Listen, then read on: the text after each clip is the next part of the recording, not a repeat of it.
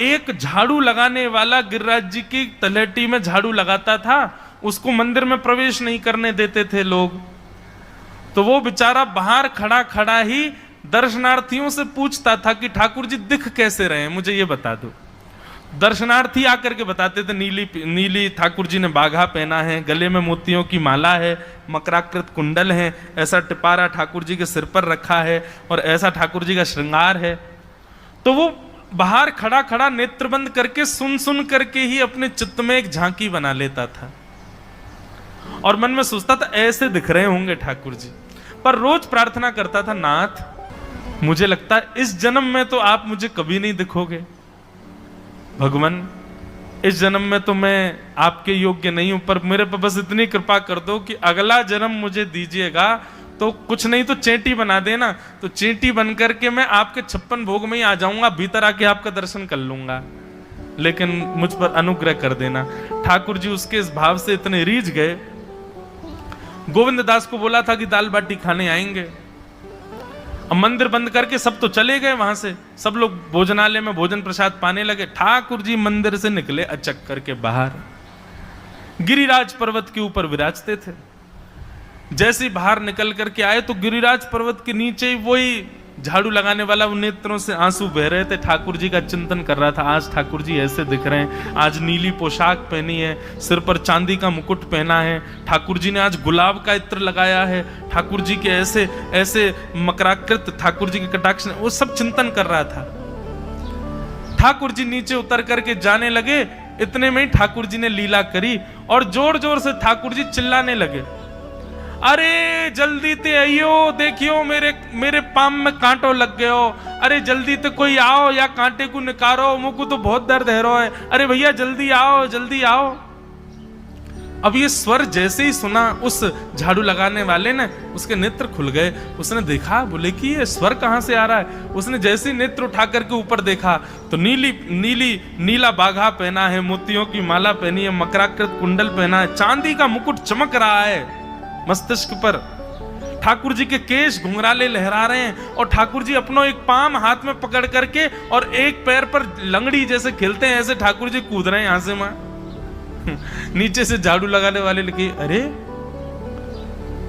ऐसा पुरुष तो मैंने जीवन में कभी नहीं देखा, ये कैसा पुरुष है। नीचे से ही ठाकुर जी को देखने लगा। अब स्वरूप उसको पता था तो उसने कही ये जरूर ठाकुर जी होंगे, वहीं से प्रणाम करें। ठाकुर जी बोले प्रणाम कर रहा हूं, दारी के जल्दी ऊपर आ, कांटो लगो मेरे पाम में या को निकार।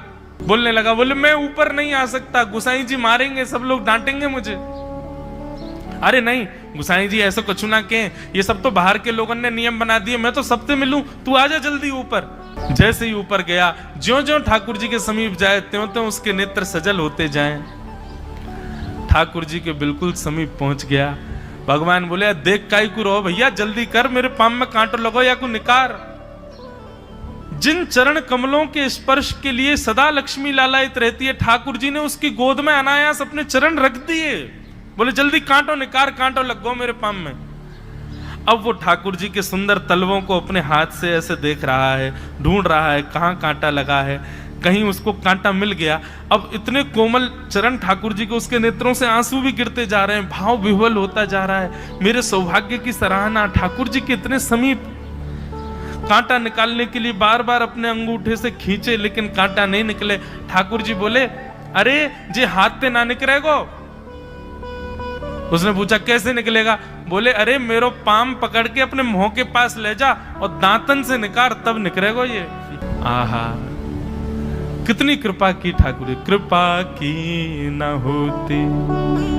उसने कांटा निकाला मुख से। ठाकुर जी बोले, अब चल, मुंह से चलो ना जा रहा। गोविंद दास ने अपनी कदम खंडी में दाल बाटी बनाई है, मुंह ले चल वहां पे। बोला कैसे लेके चलूं।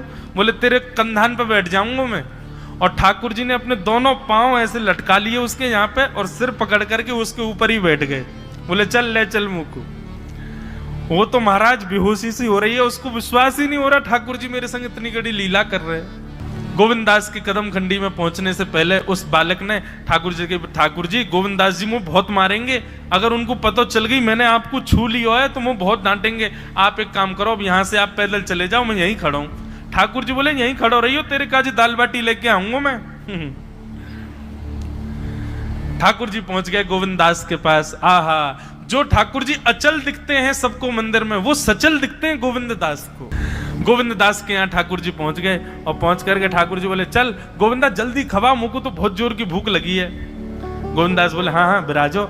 सुंदर व्यवस्था कर दी। ठाकुर जी बैठ गए और बैठ करके सामने पत्तल पर महाराज बाटी रखी, दाल रखी, चूरमा रखी, चटनी रखी, सब बढ़िया सुंदर सजा दी। अब ठाकुर जी पा रहे हैं, प्रेम से पाते जा रहे हैं और पाते पाते बीच में कहे, और ला, और जल्दी ला, जल्दी ला, भूख लग रही है मुझको।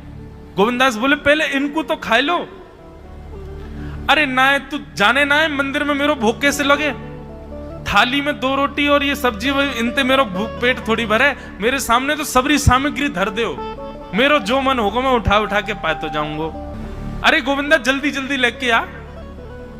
अब गोविंद दास जी पीछे मुड़ करके बढ़िया सुंदर बाटी वाटी सेके। इतने में ठाकुर जी क्या करें, एक बाटी तो खा जाएं और दूसरी बाटी उठा के अपनी जेब में धरते जाएं। वो संग आयो वाक्य काजी लेके जानी है। अब तुम्हारा ठाकुर जी खाते जाएं, भरते जाएं, खाते जाएं, भरते जाएं। गोविंद दास बोलो, ठाकुर जी ये तो मैं मानूं कि आपकी खुराक बहुत है, पर इतनी ज्यादा है ये मुझको विश्वास नहीं है रो है। क्यों हैं 56 बाटी खा गए हो अब तक आप? अरे कोई तुकना है, पेट है कि समुद्र है, कुआ है, कहा है आपको? ठाकुर जी बोले, अच्छा दारी के ऐसे बोले, चलो जाऊंगा मैं। अरे नहीं नहीं जय जय, आप तो पाओ। ठाकुर जी तो जेब में भरते जा रहे थे। अब ठाकुर जी का पेट भर गया। ठाकुर जी बोले, चल भैया गोविंदा अब पेट भर गयो, नेक देर हम एक पेड़ के नीचे बैठ के नेक सुस्ताए लें, फिर बाकी बाद मंदिर में जाएंगे, 4 बजे मंदिर खुल जाएगा, दर्शन देने। जैसे ही ठाकुर जी खड़े भये महाराज, सोई उनकी पीतांबरी फैल गई। पीतांबरी फैली। गोविंदास बोले, जय जय, ये बाटी खाए के आप इतनी जल्दी मोटे कैसे है गए?